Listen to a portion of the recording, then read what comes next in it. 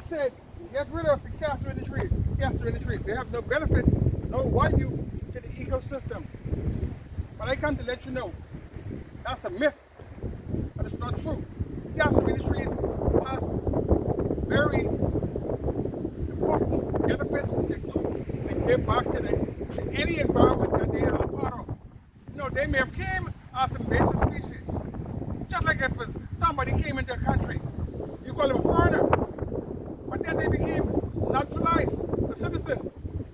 So the Casuarina trees, just like that in the Bahamas. They are citizens now. They have been here. We met them here. And I'm going to tell you some secrets about the Casuarina trees. Now, sometimes because we live in a Caribbean pine forest, I sometimes slip and say that in terms of both. Because the Caribbean pine forest is where you find Casuarina trees, but Casuarina trees can grow anywhere.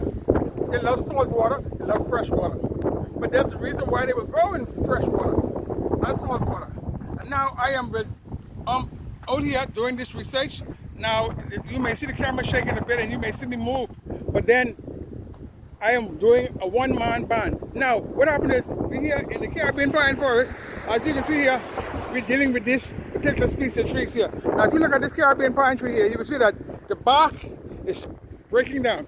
We have a fire here every year, just like in the United States, North America, on the whole, and anywhere where Casuarina trees are growing, are found, you will see fire. Now you can see that once the fire came through, and the fire normally will consume it, everything. Like, subscribe, and share this, because this is what you're getting now. You will not hear this from anyone else, but they'll talk certain things.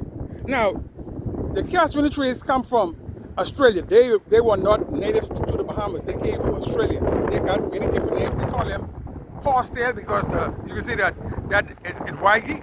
When I said waggy, that's Bayman time. It wags a lot. It keeps moving. Horsetail. They call it ironwood because the wood is very hard. Then they call it. Some people call it widow makers because if it fall on you, you're dead. Some people call it ironwood. You can see those lemons there. You can see how the rust. Some people call it beefwood. They got many different names for it. Some people call it, they said, cut it down. You find it growing along the seashore, they say cut it down, take it away. The only thing it's good for, to make charcoal. Well, they don't need to go there. It can make charcoal anyway, because it's making charcoal now in the environment here, and we are far away from the sea.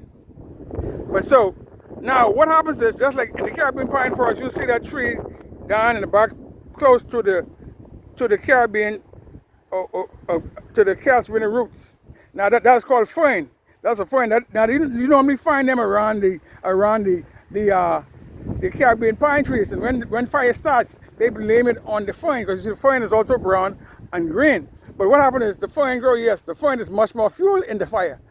To catch, let's say if you out camping or you want some fire and you get some dry twig or something, yes, the fire will even start more faster, so the fern is there. But that's not the cause of the fire.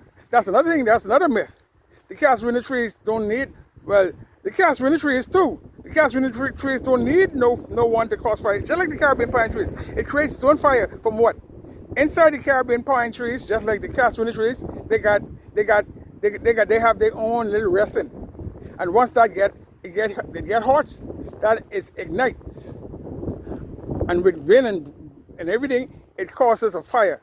And once the fire starts, if the fern around, if the bark's around, it will light a blaze and it'll burn out everything. I've seen areas where there are no Caribbean pine trees, only Casuarina trees, and fire started.